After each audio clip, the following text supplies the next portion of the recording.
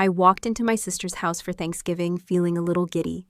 It had been a tough year, so many changes in my life, and I was eager to reconnect with my family. They were supposed to be my support system, the ones who would help me navigate through life's uncertainties.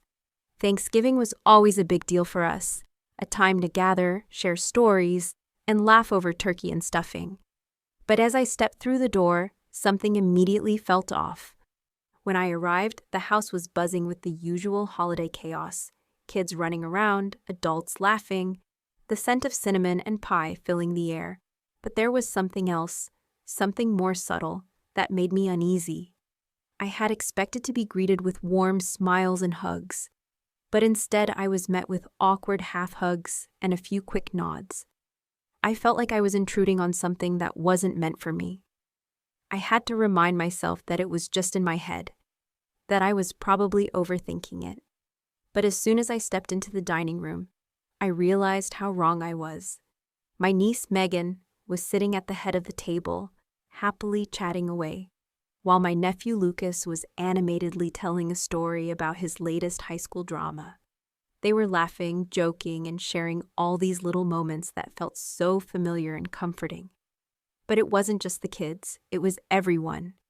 The adults, too, were all so wrapped up in their own conversations, as if I wasn't even there. And when I looked around, I saw there was a seat saved for me, but it was at the far end of the table, away from the action, away from the warmth, away from everything. I almost didn't recognize it as a place I was supposed to sit. It felt more like an afterthought than an invitation. I tried to shake it off, telling myself I was being too sensitive. So I sat down, trying to smile and join in, but no one even looked my way. It was as if I had become invisible. I could hear the laughter of my family in the distance, but none of it was directed at me or even close to me. I caught snippets of conversations about work, school, and what everyone had been up to in the past year. I tried to interject once, asking my sister Sarah about her latest project at work, but she just nodded, barely acknowledging me before turning back to the conversation with my brother-in-law. It stung. I had barely been there for 5 minutes, and already it felt like I didn't belong. Then I overheard it, the whisper that shattered any hope I had left of fitting in. Megan, my niece, giggled as she talked to her cousin. "She's such a crone, ruining the vibe." The words pierced me like a knife. I didn't even know how to respond. I wanted to stand up, to yell, to demand an apology, but I didn't. I sat there frozen, feeling the heat rise in my chest, a combination of hurt and anger. The worst part was that no one seemed to care. The family, the people I thought I could count on, were just going on with their conversations as if I wasn't even a part of it.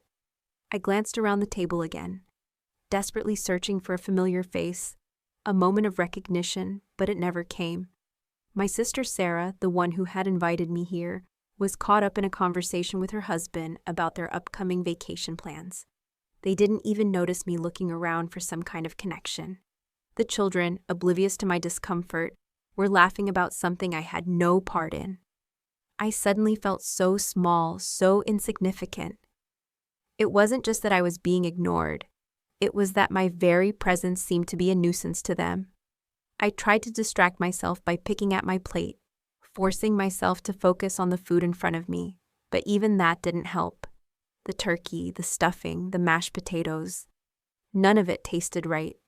It all felt bland, like I was eating just for the sake of eating, to fill the empty space in my chest. I glanced around once more, but this time, something was different. The room was too loud, too bright, and I felt too old, too out of place. I wanted to leave, to go home, to crawl into bed and escape. But I couldn't.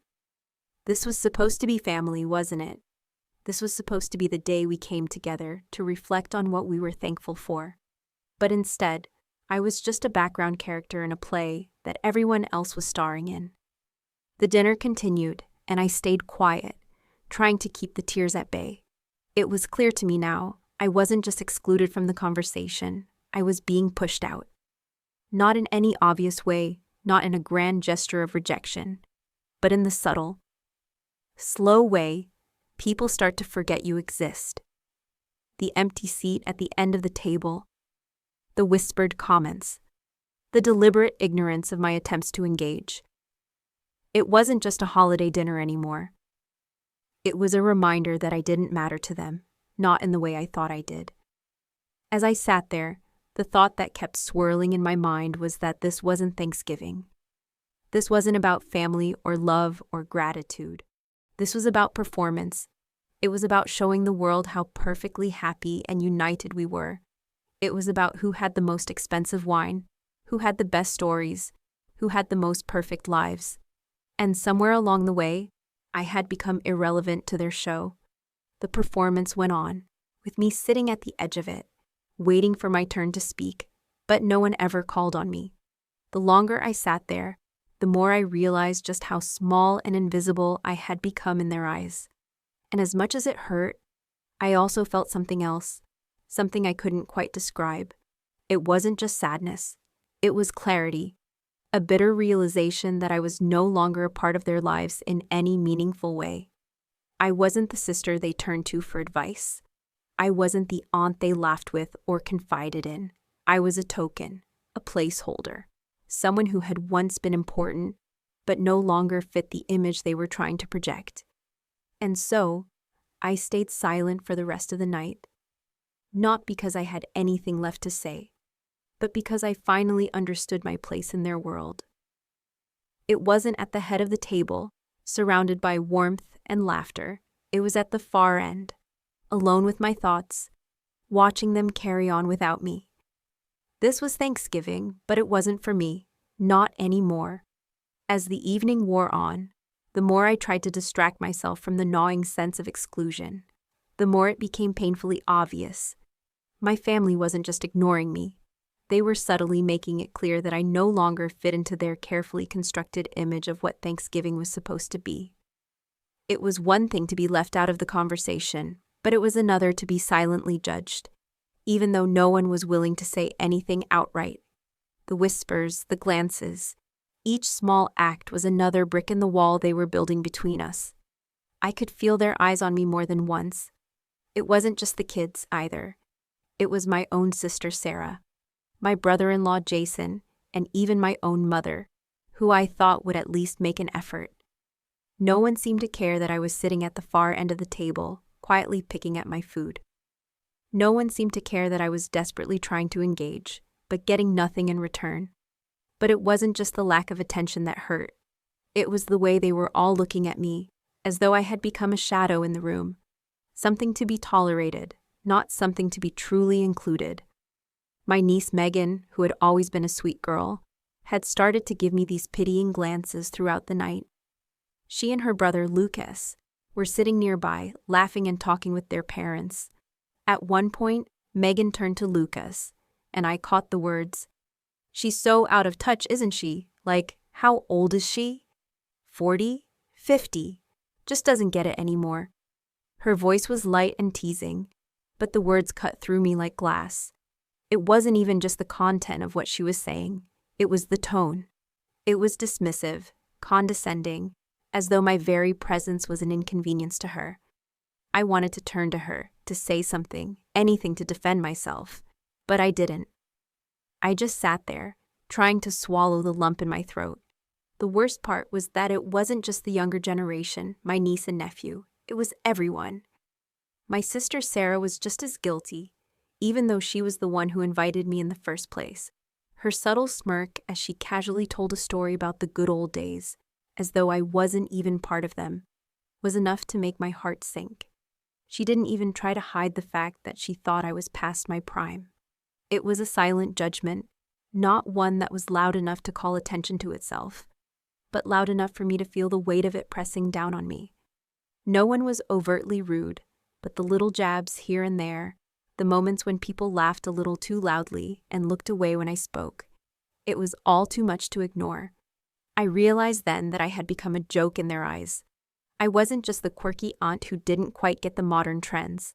I was the woman who had become irrelevant, someone they had no need for anymore.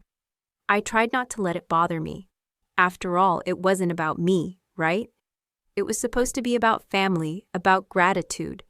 But as the night wore on, I couldn't shake the feeling that this wasn't just a random holiday gathering. This was a calculated performance.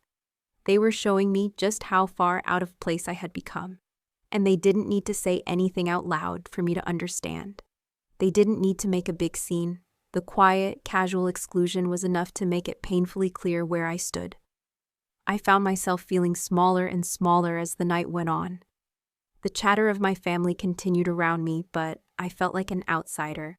Every laugh, every joke, every shared memory made it clearer that I wasn't a part of their world anymore. I could see the way they looked at me, the way they exchanged knowing glances when I said something they deemed outdated or irrelevant. I was no longer the person they turned to for advice or conversation.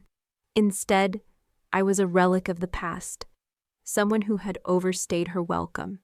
The hardest part was when my sister Sarah leaned over to Jason, her husband, and said something in a hushed voice, just loud enough for me to hear, but not enough for anyone else to notice. She's really not into anything we're doing these days. It's like she's living in a different world. The words weren't said with malice, but with an underlying tone of disapproval. It was as if my life, my interests, my very existence didn't fit with their carefully curated vision of what Thanksgiving should be. I didn't belong to their now. I wasn't part of their future. I could feel the burn of humiliation spreading across my chest as I sat there, frozen, with no way to defend myself. I had always thought of myself as an important part of this family. I had been the one to babysit when the kids were younger, the one who gave advice during tough times, the one who hosted the family game nights. But now, in their eyes, I was just an inconvenience. I wasn't cool enough. I wasn't young enough. I wasn't enough. And yet, the more I thought about it, the more I realized something. These people didn't know me anymore. They didn't know what I had gone through, what I had been working toward, the challenges I was facing, or the quiet victories I celebrated in the privacy of my own life. But they didn't care to know. They just saw the surface, an older woman who didn't fit into their shiny, perfect little world. And in their eyes, that was all I was. As I sat there, hurt and silently judged, I felt the weight of every moment that had led me here. I had spent so much time trying to keep up with their lives, trying to fit into a mold that was never made for me. I had let them push me into a corner, into a place where I didn't matter, where my presence was nothing more than a quiet annoyance. And for the first time in years, I realized that I didn't have to keep pretending. I didn't have to keep forcing myself to fit into a family that no longer saw me for who I was. The night dragged on, and I sat quietly, a bystander in my own life. I was invisible, and somehow, that was even worse than being openly rejected. I wasn't even worth enough to be noticed, to be fully acknowledged. They were all too busy living their lives to realize that I had become a ghost in the room, fading further and further into the background. The evening had already taken its toll on me. The hurtful whispers, the glances, and the exclusion were like small daggers piercing my heart, but nothing could have prepared me for what happened next, the moment that pushed me past the point of no return. It came when Sarah, my older sister, casually mentioned to the group that the family had already made plans for the next holiday season. She said it so nonchalantly, as if it were the most natural thing in the world, but I could see the underlying purpose in her words. It wasn't an announcement meant for everyone. It was a declaration, a way to cement the fact that I wasn't welcome in their world anymore. "We're keeping it small this year," she said, looking around the table, as if seeking everyone's approval. "It's just going to be immediate family. You know, with the kids and everything. I think it's just better for the vibe." I froze. The words hit me like a brick. Immediate family. I wasn't part of that anymore. I wasn't part of their vibe. The phrase stung with its casual, dismissive tone, and then it hit me. This wasn't some innocent oversight. This was deliberate. They had already decided. No one had bothered to ask me, to let me be part of the decision. In their eyes, I was now a relic of the past, someone who no longer fit into the shiny, picture-perfect image they had of family life. I could feel the heat rising in my chest as I gripped my napkin tighter. I was trembling, but I refused to let it show. There was no way I was going to break down in front of them, not now. I had already been dismissed as irrelevant, and this was the final blow. This was the moment when everything became clear. I wasn't just a distant relative to them. I was an afterthought, a burden they were too polite to say it to my face. But the worst part wasn't Sarah's comment. It wasn't even the fact that they had planned an event without me. No, what truly broke me was how everyone else at the table reacted. It was as if they were all complicit in this silent decision. Jason, her husband, nodded along with her words, a smile on his face, clearly in agreement with the better for the vibe idea.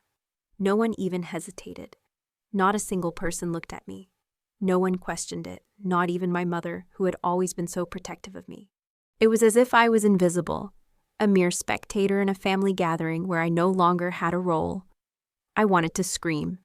I wanted to yell and demand that they explain this to me, to tell me why I wasn't good enough to be a part of their holiday celebrations. But the words wouldn't come. All I could do was sit there, hands clenched in my lap, my heart pounding in my ears, as they carried on with their conversation. The entire world seemed to be spinning around me, and yet I remained still, frozen in my own misery. And then it was as if something inside me snapped. My thoughts became clear, sharp as broken glass. Why had I put up with this for so long? Why had I tolerated their passive-aggressive exclusion, their subtle jabs, their dismissal of me as a relic of the past?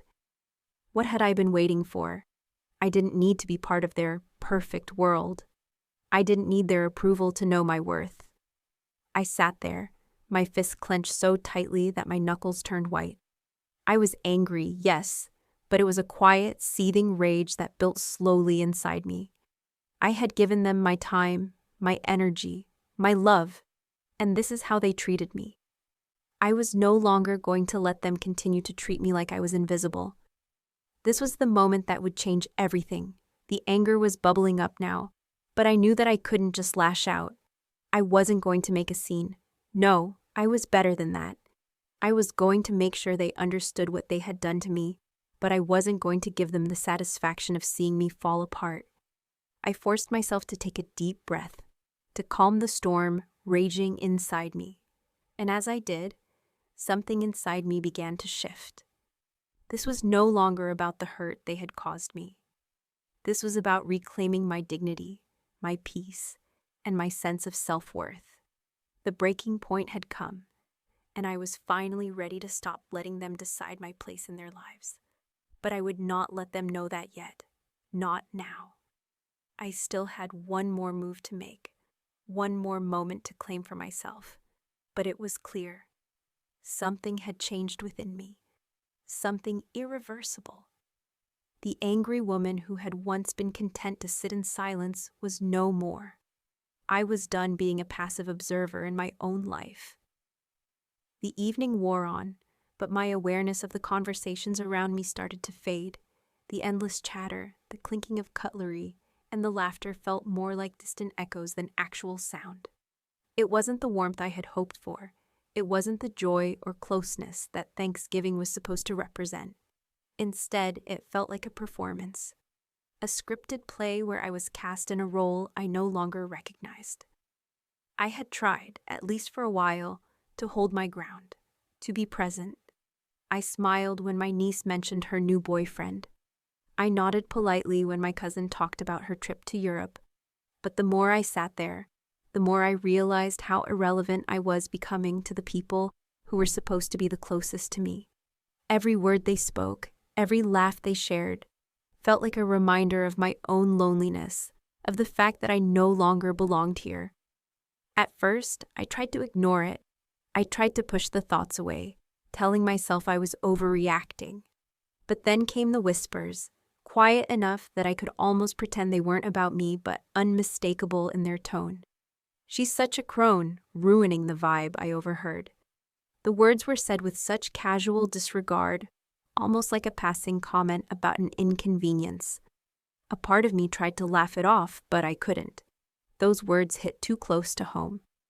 And then, as though that wasn't enough, my sister made her announcement. It came as a throwaway line, like nothing more than a change of plans for the holidays. "We thought it might be better for the vibe if we kept it just to immediate family this year," she said, casually glancing around the table. The weight of her words sank in instantly, and I felt like the ground had shifted beneath my feet. I wasn't just being excluded from this dinner. I wasn't just being ignored. I was being erased, and not in any dramatic fashion, but with a sense of finality that chilled me to the core. I had been living in denial, hoping things might be different, hoping that somehow they would come to see me for who I was. But now it was clear I didn't fit in their vision anymore. They had moved on, and I had become the unwanted guest in their picture-perfect lives. No matter how much I tried to convince myself that I still mattered to them, the truth was hard to ignore. As I sat there, pretending to laugh along with the others, my mind raced with 100 emotions: betrayal, anger, hurt, but most of all, clarity. I had been chasing something that wasn't there. For all these years, I had tried to fit into a mold they had made for me, but I realized now that the mold was cracked, and I was no longer part of their ideal. But in that moment, something shifted inside me. I could feel the weight of my past decisions, of trying to please, of trying to prove myself, pressing down on my chest. But there was no room left for those emotions anymore. This was it. I wasn't going to sit there, waiting for their acknowledgement. I wasn't going to beg for their validation.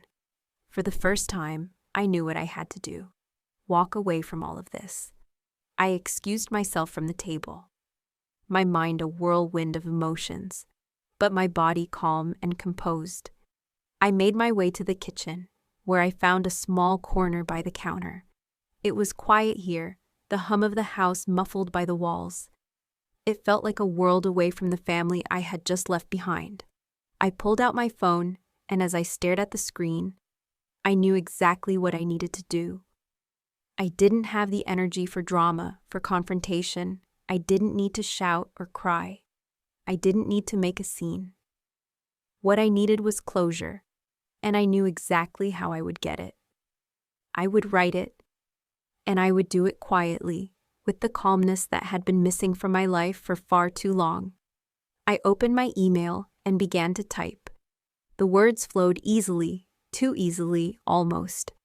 They were the words I had been holding back for years, the words that deep down I had always known I would have to say one day.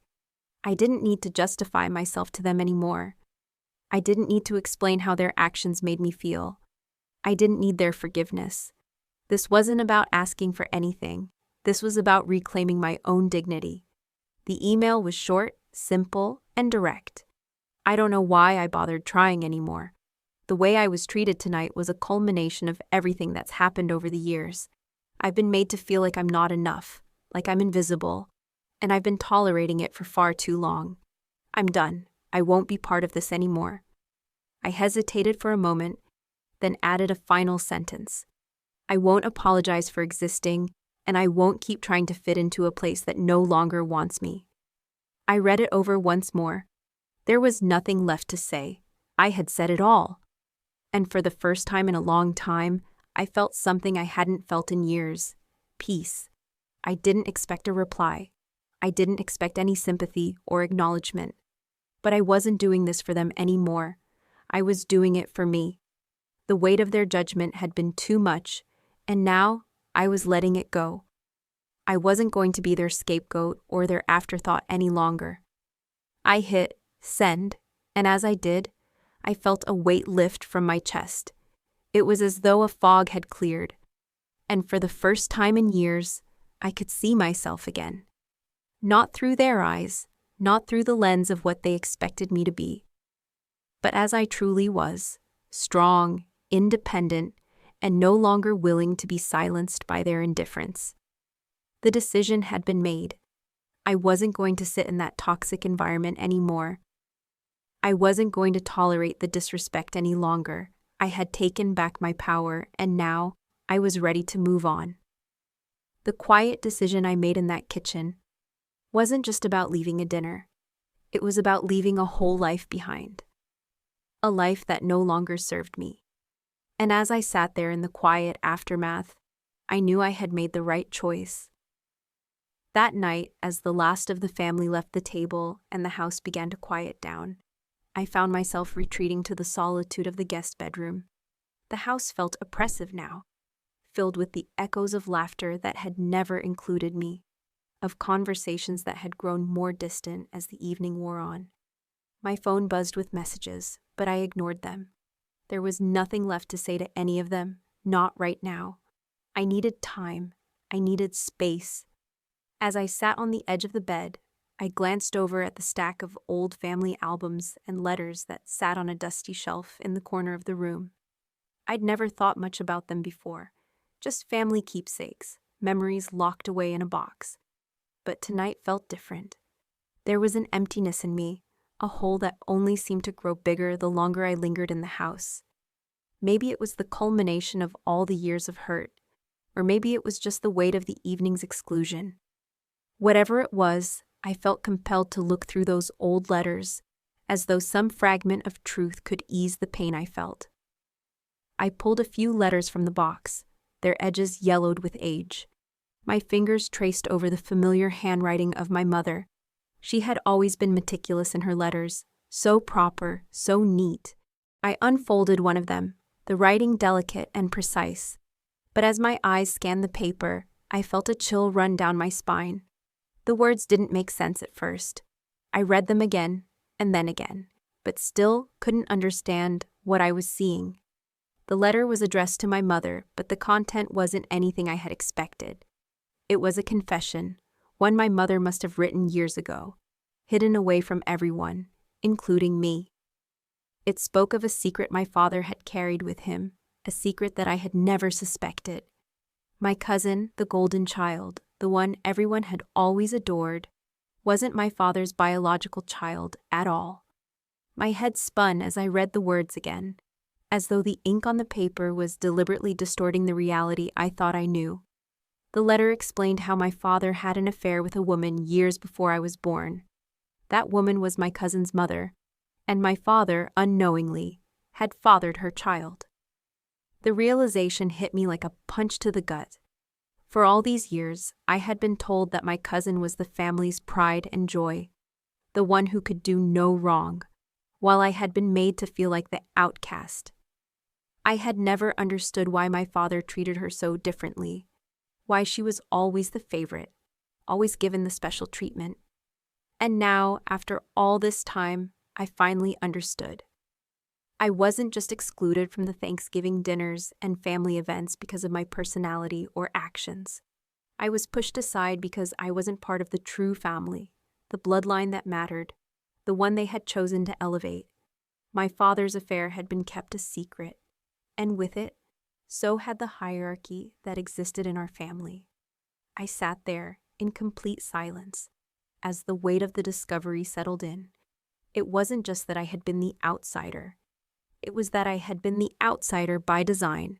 My entire life had been shaped by this hidden truth, this lie that had been woven into the fabric of our family's story, and as much as I wanted to scream or cry, I couldn't. There was no point. The hurt ran too deep for that. The realization was both liberating and devastating. On one hand, it gave me clarity. It made sense why my family had always treated me as second class. But on the other hand, it hurt in ways I hadn't anticipated. I wasn't just grieving a Thanksgiving dinner or a holiday tradition. I was grieving my entire understanding of my family, of my place in their world. I had spent so many years trying to fit into a mold that wasn't even mine to begin with. They had chosen her over me, not because she was better or more deserving, but because she was the product of a lie they had all agreed to perpetuate. As I sat there holding the letter in my hands, I felt a mix of emotions, anger, betrayal, sadness. But there was also something else. It was a sense of finality. I no longer needed their approval. I no longer needed to try to make sense of their actions. The truth was clear, and it wasn't my fault. The lie that had defined so many of our interactions had been exposed, and now I was free to make my own decisions, free to walk away from a family that had never truly seen me for who I was.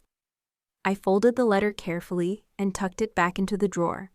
It was time to stop pretending, to stop being the person I thought they wanted me to be. The truth had been laid bare, and it was time for me to reclaim my life, my real life, not the one dictated by their lies. I didn't know what I was going to do next, but one thing was clear. I wasn't going to be the same person I had been before. The woman who had always quietly accepted their treatment, who had smiled through her pain, was gone. In her place was someone stronger, someone who knew the value of her own worth, even if they never would. And that, I realized, was all I needed. After the revelation, the weight of the truth hung in the air like a thick fog. I had spent years trying to fit into a family that had never truly embraced me, trying to understand why I was always pushed to the side. Now, with the discovery of the affair, the manipulation, and the betrayal that had defined my relationship with them, I could no longer pretend that everything was fine.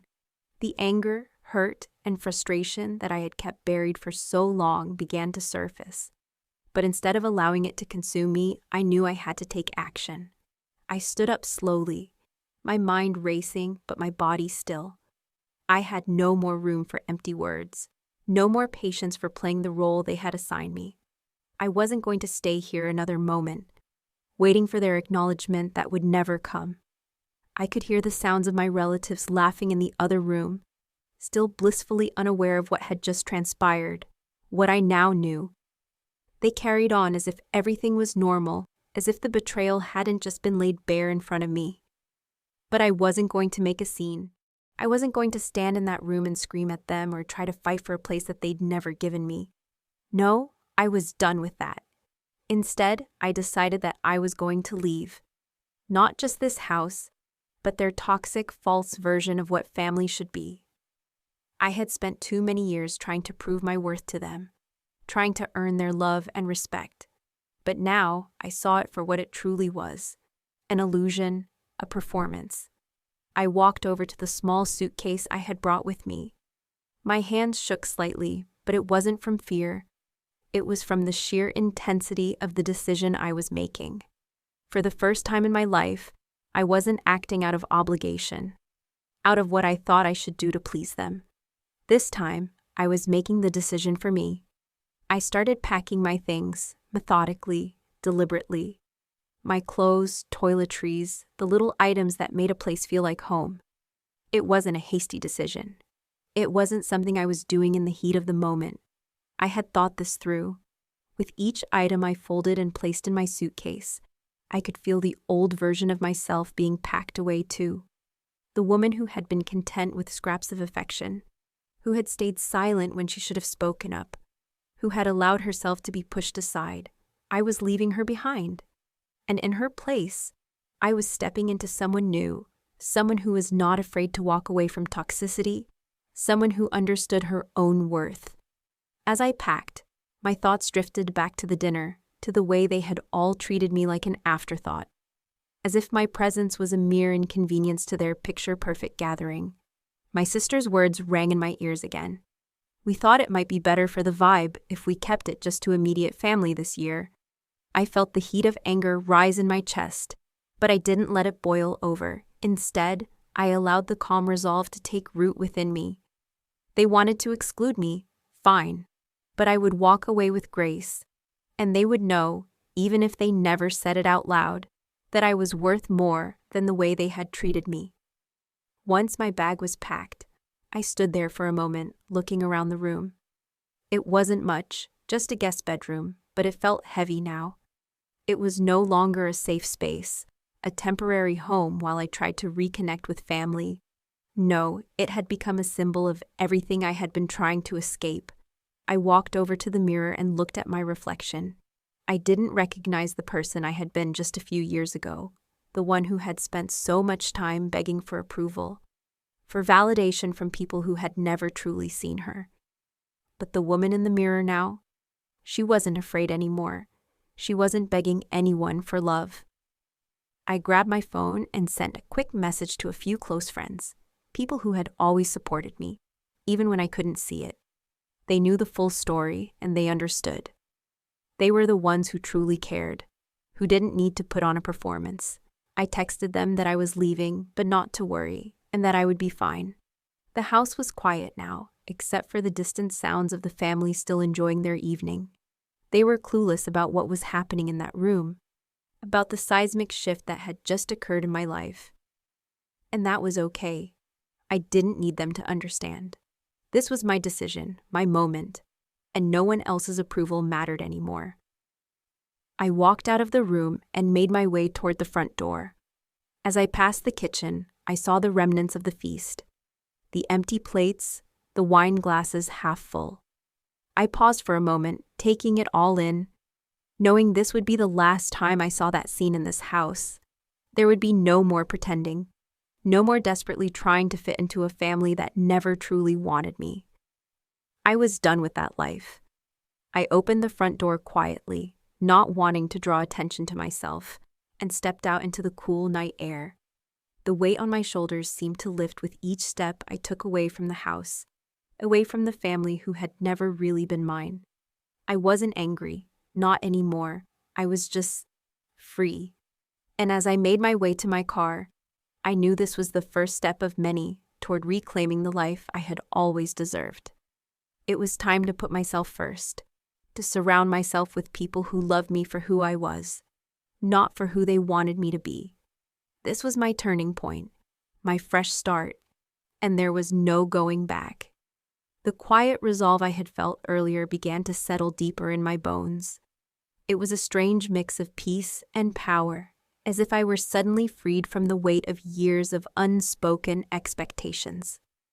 I wasn't angry anymore. I wasn't sad. I was simply done. Done with trying to be a part of something that had never really embraced me. Done with pretending that I could fit into a mold they had cast for me without ever asking what I needed or wanted. The realization that I could walk away and leave behind all of the weight of their judgments was freeing, but it also gave me a sense of calm. They had no idea what I was about to do. I had been the family's doormat for so long, always quietly enduring their judgment, their whispers, their exclusion. I had always been the one to show up for every holiday, every family function, even when I knew I was only there out of obligation. But now, I realized something. I wasn't obligated to be their punching bag anymore. I didn't have to be their afterthought. I could be my own person. I could step away and leave them with something they wouldn't forget. The family photo, framed and hanging proudly on the wall, had always been their symbol of togetherness, the one thing they liked to point to when they talked about how close we all were. I had never been the star of that photo.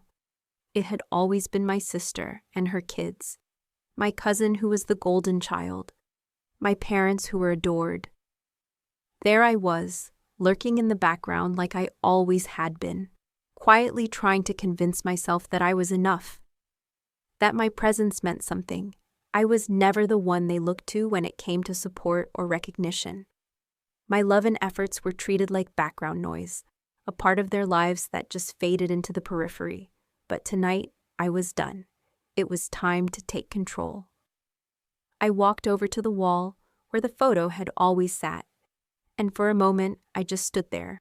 I gazed at it, not with the bitter sting of resentment, but with the clarity that I had never really belonged in that frame, at that table, in that family.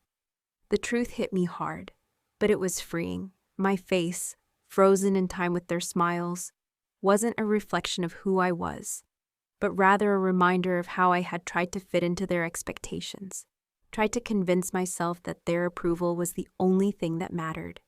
It was time to remove myself from that image entirely, to leave behind the illusion of what I thought we were. I carefully took the photo off the wall. The edges of the frame were familiar, worn, almost comforting, but the thought of what it represented made me shudder.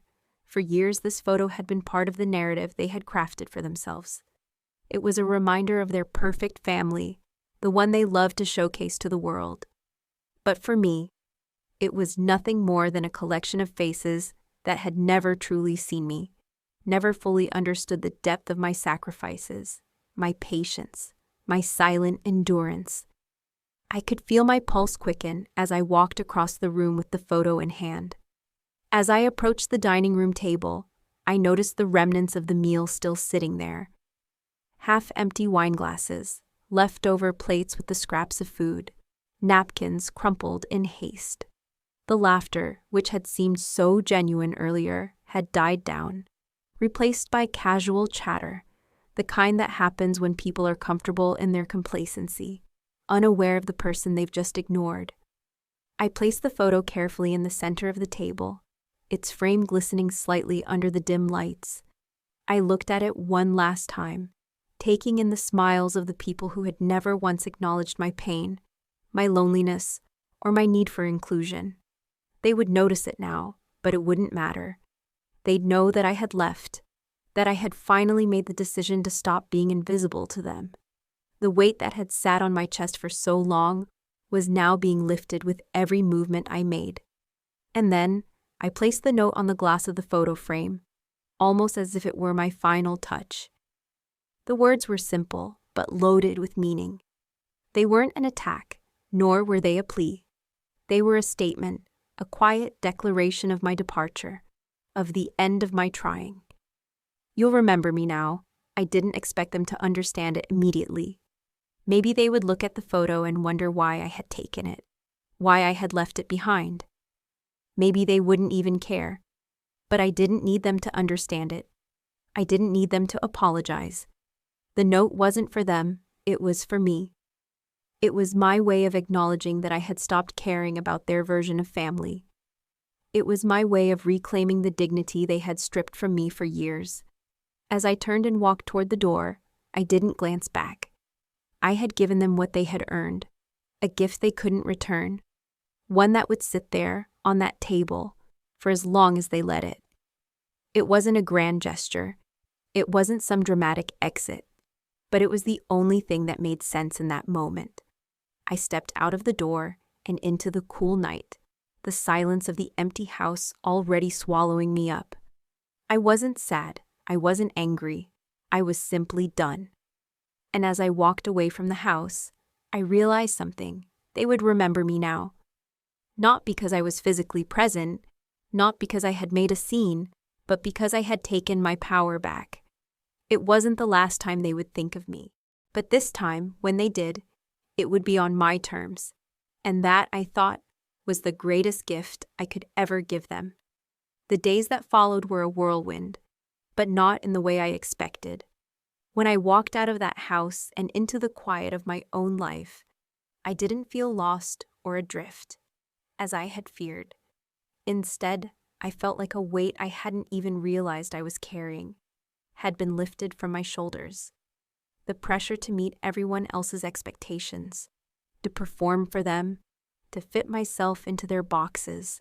Suddenly, none of it mattered. I had walked away from their drama, their rejection, their indifference.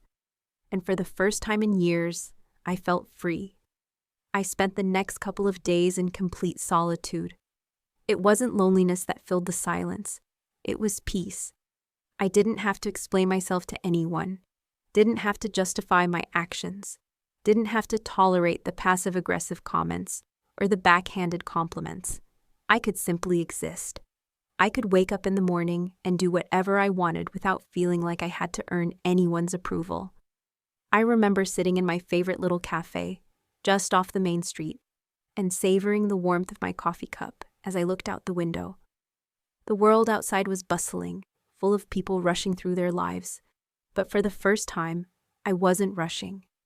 I was simply being. I could hear the soft clink of cups and saucers, the chatter of strangers enjoying their own moments of escape, but none of it felt invasive. It felt like I had finally found a place that belonged to me, where I didn't have to hide behind a mask or shrink myself to fit someone else's idea of who I should be. I took my time that morning. Really, I took my time with everything. There were no more family dinners to attend out of obligation, no more uncomfortable silences around the dinner table, No more pretending I was wanted. I didn't have to force myself into their lives any longer. Instead, I could be the person I had lost along the way. I realized that I hadn't given myself permission to simply enjoy life in a long time. I'd been too busy trying to please others, too focused on being the daughter, the sister, the aunt they wanted me to be. Now I could reclaim my own identity. The simple act of sitting at that table in a quiet cafe, sipping coffee and watching the world move around me was revolutionary. I wasn't a part of a group that didn't want me. I wasn't someone's leftover or afterthought. I was just me. It didn't matter that my family had no interest in me, that they had cast me aside as easily as they would discard a worn-out piece of clothing. What mattered was that I had rediscovered myself, my desires, my freedom. The more I spent time in this new solitude, the more I realized how much I had lost of myself trying to live up to other people's standards. My family had always seen me as a role, the caretaker, the reliable one, the one who would always show up even when it wasn't reciprocated. But I had allowed that to define me. I had let their expectations and demands carve out pieces of my soul until I didn't even know who I was anymore. Now I was beginning to remember. I rediscovered the little things I had once loved but had set aside. Reading books that didn't have to do with family obligations. Taking long walks without anyone asking where I was going or why. I even found a local art exhibit and spent an afternoon there, lost in the colors and textures of the paintings, remembering what it felt like to be inspired without having to explain why it mattered. I stopped trying to fix things that weren't broken, like my relationship with people who were never going to see me for who I truly was. I stopped making excuses for the things they had done to me, the words they had never said. They didn't care enough to understand, and I finally accepted that I couldn't force them to. That acceptance didn't make me bitter, it made me stronger. For the first time in years, I started living for me, no one else. I didn't need validation from them. I didn't need their approval. I realized I had spent so much of my life looking for it, when all along the one thing I needed was to validate myself. I didn't have to measure up to their standards or live in their shadow. I was allowed to be imperfect, allowed to be flawed, allowed to be me. When I went to bed that night, there was no anxious knot in my stomach about what the next day might bring. No dread of having to put on a mask and pretend to be someone I wasn't. For the first time in a long time, I was okay with just being alone, just being present in my own life. It felt strange at first to not be constantly looking for someone else's approval. But it felt liberating too. I no longer needed their approval. I no longer needed to convince them of my worth. I was worthy all on my own, just as I was.